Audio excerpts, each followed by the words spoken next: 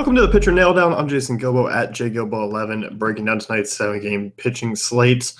Not a good pitching slate by any means, but we're going to kind of go through the works here. I'm not going to be excited about any of these guys outside of really two, but let's talk Max Scherzer here first. There is weather concerns in this one, a little bit of rain, which in Washington obviously means a lot of rain because you never know what they're going to do. Max Scherzer, even coming off of the neck issue and being scratched, this man could pitch with no neck on this slate, and I would be pitching him at 100%. So Scherzer's obviously your top guy here. In this one, he's pitched well against Miami this season. Miami's a team, yes, they've been hitting the ball pretty well of late. They're a middle-of-the-road offense in terms of all their stats. But you look at Scherzer, he is the next best bet here on this slate. 35.7% strikeout rate, 6.4% walk rate. Going to face a team with a decent amount of righties. I mean, the strikeout rate, 10% higher than the next guy, which is Carlos Martinez. 6% higher swinging strike rate. I mean, that's just kind of far and better or it's just far and above how everyone else is on this slate and where we compare to Scherzer. So he's definitely your top guy. Keep an eye on the weather. Big 314 favorite. Miami right around under 3 runs. So Vegas is expecting Scherzer to be fine and healthy. I am as well. So I'm definitely okay with it. Washington's far enough in that division where if anything was up with Scherzer, that he would not be pitching today. So definitely fine with him ruling him the number 1.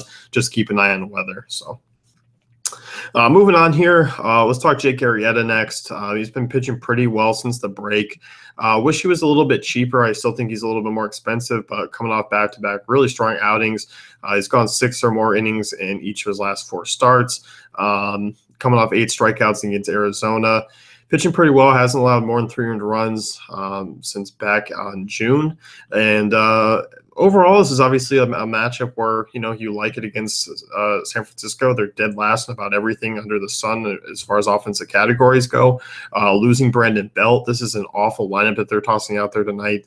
I know they're going to put a couple of lefties. There's probably going to be about 5 lefties in that lineup, and Arrieta has shown some weaknesses against lefties. But Cubs minus 177 favorites. San Francisco right around a 3.5 run total. Arrieta is the number 2 to Scherzer's number 1 tonight. That's kind of how you rank them. If anything happens to Scherzer, scratch, weather concerns that look iffy, Arrieta obviously becomes the number 1 on this slate.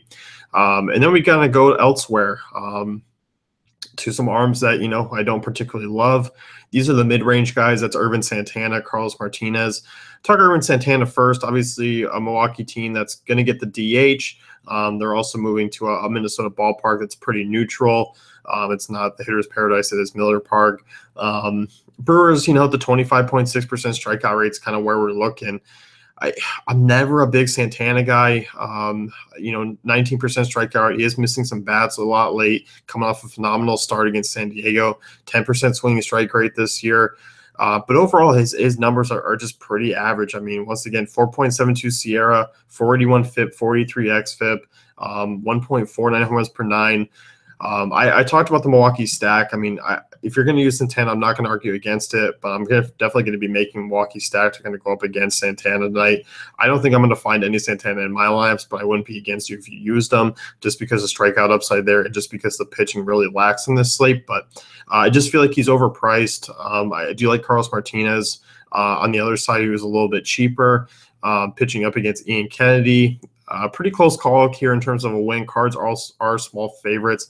Martinez hasn't been excellent over his last few starts. He hasn't really put together a big, huge outing since way back in June in terms of strikeout upside goes, but he's definitely one of the more talented pitchers on the slate. 51% ground ball rate, 26% strikeout rate. I don't mind him against this Royals team that, yes, they have picked up a little bit of offense, but still a team that can be tamed. So big ballpark. Weather's not too bad.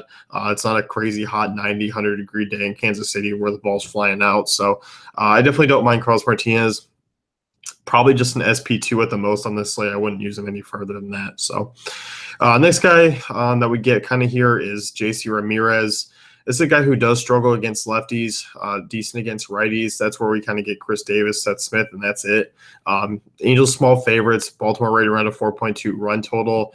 Ramirez is a guy I don't love, but you can use him in the right spots. 9.2% swinging strike rate, 7.7% walk rate.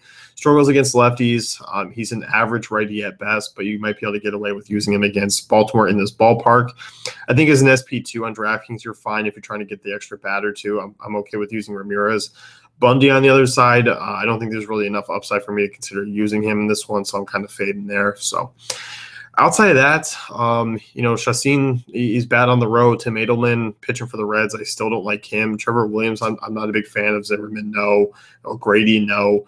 Brent Sutter, he's the guy I want to like as an SP2 here. 7 strikeouts, 5 strikeouts, 5 over his last 3. Obviously, he did well against the Cubs, struggled against the Cardinals. He's been kind of boom or bust. But this Minnesota team, I mean, Dozier, I think he's set out just for rest, but Miguel Sano's banged up. Minnesota's been a team that's pretty average against lefties this year, 23rd in WOBA, bottom 10 actually in ISO, 20.6% strikeout rate. So at his price tag on DraftKings, I mean, 6,400, you might be able to get away with using. You're not going to get a ton. It's basically a pick 'em between that game. So I think overall, when you break things down tonight, in terms of ranking your options, Scherzer, Arrieta, Martinez, Santana is kind of the 4 that you can keep an eye on. And then you get to those SP2 type guys like Sutter and Ramirez. I think that's how kind of things are playing out. I think Martinez is a fine cash game SP2 if you're kind of looking to pay up and just pay down at bats, because talked about this on the stacking pod. There are some cheap bats that you can go out there and get as well from Pittsburgh, from San Diego, from Cincinnati. So, there's definitely a lot of options to go with tonight. So bad night of pitching. I'm sorry, I'm not optimistic about a lot of these guys, but it's just kind of the way it is. It's going to wrap things up. You can head over to DaveFantasyCafe.com, check out the great tools and content.